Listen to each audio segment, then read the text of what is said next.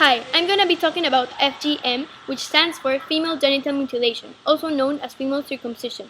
This procedure or operation varies a lot depending on the ethnic group, but it basically consists of removing female genitalia or sewing together woman's outer labia.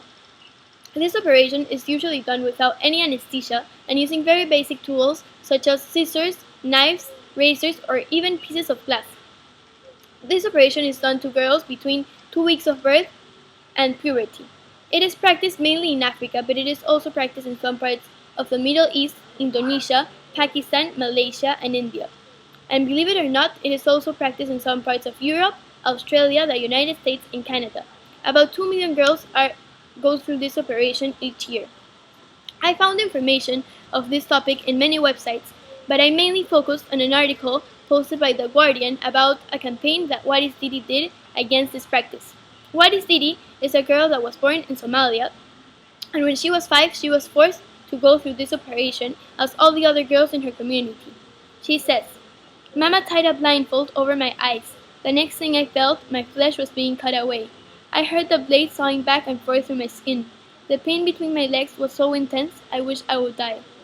This is a very powerful quote which demonstrates the suffering these poor girls have to go through. When Wadis Didi was 13, her father was forcing her to marry a 60-year-old man. Men in these communities are very powerful and everything they say has to be done. Wadis Didi was very hard-headed and willful, and although there are many cases very similar to Wadis Didi is an exceptional victim as she decided to go against her community and against her family and escape. She walked many days through the desert until she ended up working at a McDonald's, where one day she was found by a photographer, and today Wadis Didi is a very famous supermodel. Therefore, she decided to create a campaign against this practice. She says, I just knew that I had to tell the world that there was torture, an undercover war against women. But this is not one person's war. All of us have to do something. What really made me take a stand was that nobody was doing anything. She wanted to help the ones suffering as she suffered. FGM is a topic with a huge controversy. I am sure that all of us must think that this act is super inhuman and it should be totally illegal in every part of the world.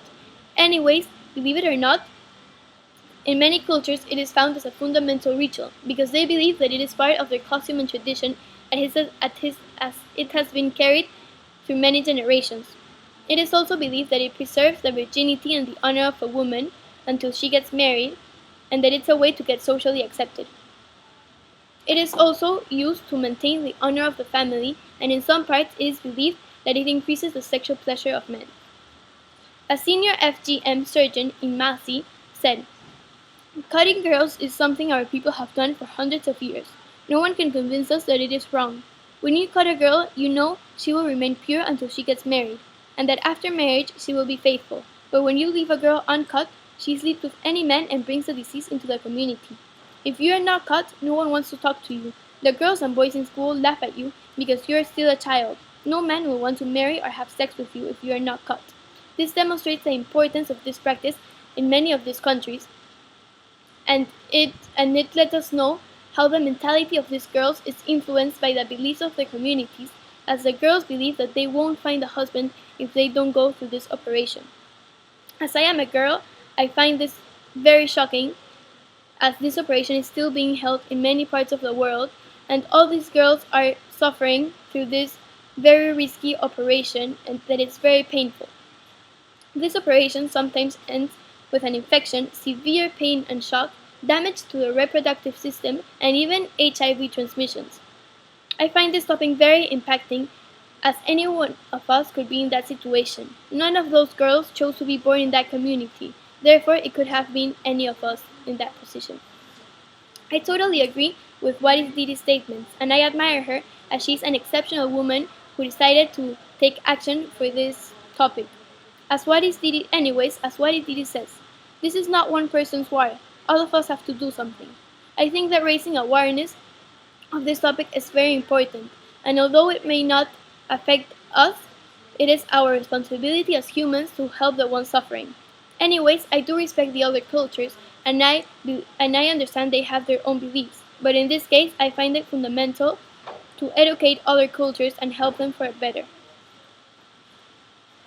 Do you think that it is fair that millions of girls have no other option than getting a genital mutilation, which is very risky and painful?